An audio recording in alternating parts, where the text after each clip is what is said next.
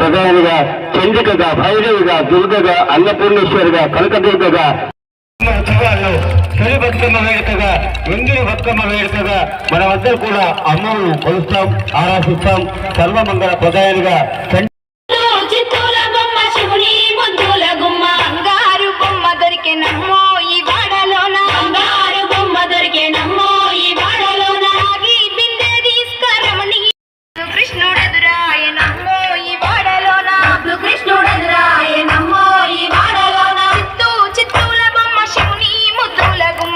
రంగుల పూల పందిరి, ఆడపడుచుల ఉత్సాహం, సాంస్కృతిక సాంప్రదాయాలు, అందాలు, అదేవిధంగా చదువుల బతుకమ్మ మన విద్యార్థులలో జీవితంలో ఒక వెలుగుల వనం కావాలని ఈ బతుకమ్మ పండుగ ద్వారా విద్య అది అనేది కేవలం పరీక్షలు రాయడానికి మాత్రమే కాదు, మనసును తీర్చిదిద్దే శక్తి, పుస్తక జ్ఞానం, విజ్ఞానం, సాంకేతిక నైపుణ్యాలు అన్నీ విద్య ద్వారానే వస్తాయి.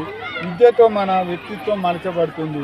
అందుకోసం ఈ బతుకమ్మ పండుగకు మేము చదువు, తర్వాత స్ఫూర్తి, తర్వాత సంస్కృతి అని 3 మిళితం చేస్తూ ఈ పండుగను జరుపుకోవడం జరుగుతుంది. సంస్కృతి అనేది మన సమాజపు ఆత్మ, మనకున్న సాంప్రదాయాలు, ఆచారాలు, విలువలు ఇవన్నీ మన సంస్కృతిలో పేరుకుపోయి ఉన్నాయి. చదువుతో పాటు సంస్కృతిని మిళితం చేసుకుంటే విద్యార్థులు సమగ్రమైనటువంటి అభివృద్ధి సాధించవచ్చు. అందుకోసం పుస్తకాలతో పాటు పాటలు, నృత్యాలు, సాంగ్స్, డ్యాన్సు, తర్వాత బతుకమ్మలు పేర్చడము, ఇవన్నింటిని కూడా మిళితం చేస్తూ ఈ పండుగ నిర్వహించడం జరుగుతుంది.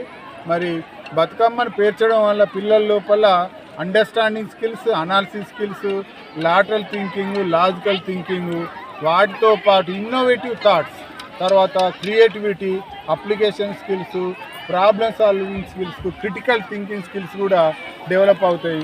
మరి వాటితో పాటు ఆటలు ఆడడం, పాటలు పాడడం వలన పిల్లల లోపల ఒక ఉత్సాహం, ఉల్లాసం, ప్రేరణ కలిగి కొంత శక్తి వచ్చి ఆ శక్తి ద్వారానే విద్యార్థుల లోపల చదువుకునే అటువంటి సామర్థ్యాలు పెరుగుతాయనే ఉద్దేశంగా ఈ పండుగను ఉల్లాసంగా, ఉత్సాహంగా మరి మన శ్రీనివాస రామానుజన్ స్కూల్లో జరుపుకోవడం జరుగుతుంది.